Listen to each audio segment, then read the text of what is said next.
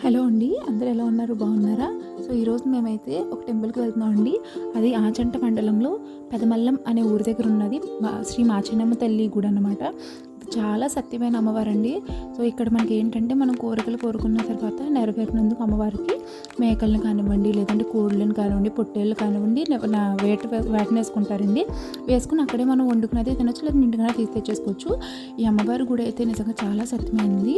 అమ్మవారికి ఒక మంచి చరిత్ర ఉందన్నమాట. ఫస్ట్ పూర్వకాలంలో ఈ అమ్మవారు అక్కడ చెప్పడం ఏంటంటే బ్రాహ్మణులు వాళ్ళు సంబంధించిన అమ్మవారంట.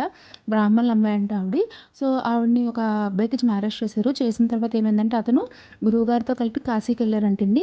కాశీకి వెళ్ళడం కోసం అని చెప్పేసి వాళ్ళ వైఫ్కి చెప్పడానికి వచ్చేటప్పటికి ఆవిడ ఆల్రెడీ ప్రెగ్నెంట్గా ఉన్నారంట. ఫస్ట్ ఒక నెల ప్రెగ్నెంట్ అంట ఆవిడ. అయితే ఆ విషయం వాళ్ళ హస్బెండ్కి చెప్పలేదంట ఆవిడ. అంటే తర్వాత చెప్పొచ్చని ఉంచారంట. అతను కాశీ వెళ్ళి వచ్చేటప్పటికి ఆల్రెడీ ఆవిడకి పాప పుట్టేసి ఉందంట. ఈ అమ్మాయి ఎవరిని అడిగితే ఈ అమ్మాయి మన అమ్మాయి అని చెప్పారంట ఆవిడ.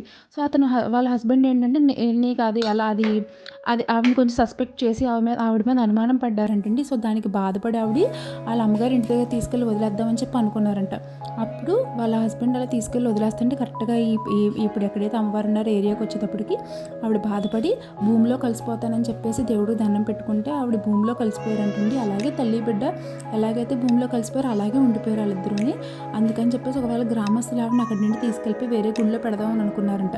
కానీ ఎంత తవ్వినా సరే అమ్మవారి విగ్రహం అలాగే కనపడుతుంది. అలాగే ఎవరికో కల్లో కనపడుకొని చెప్పారంట ఆవిడ, నన్ను అలా బయటికి తీసుకురావడానికి చూడొద్దు, అలా తీసుకురావడానికి చూస్తే నేను మొత్తానికి మాయమైపోతానని చెప్పారంట. అందుకని ఆవిడకి అక్కడే గుడి నిర్మించారు. అలాగే రేకులు పైన మనకి పూరిళ్ళు పైన అంతా పూరిళ్ళు ఉంటుంది, ఎండకి ఎండుతారు, వానకి తెలుస్తారు. అలాగే ఆవిడ జుట్టు పడి ఇదిగోండి ఇక్కడ ఒకటి చెట్టు కింద కనిపిస్తుంది చూసారు ఎందాడ, దాని పేరు లేని చెట్టు అంటారండి.